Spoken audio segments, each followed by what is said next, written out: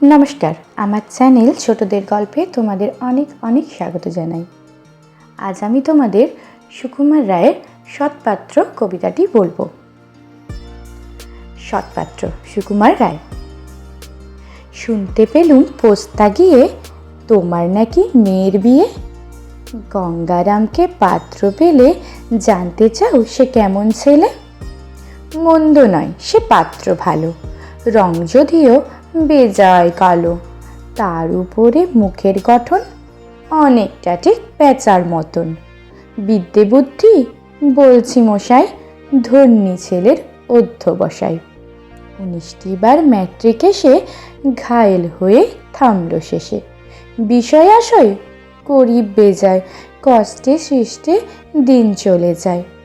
মানুষ তো নয় ভাইগুলো তার, একটা পাগল একটা গোয়ার।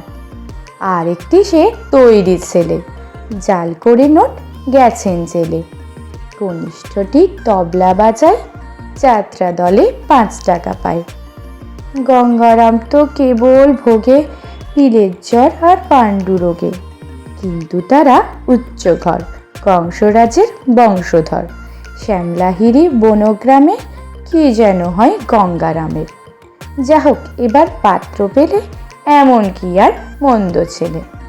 নমস্কার। ভিডিওটি ভালো লাগলে একটি লাইক করবেন, এরকম ভিডিওর জন্য চ্যানেলটি সাবস্ক্রাইব করবেন। নমস্কার।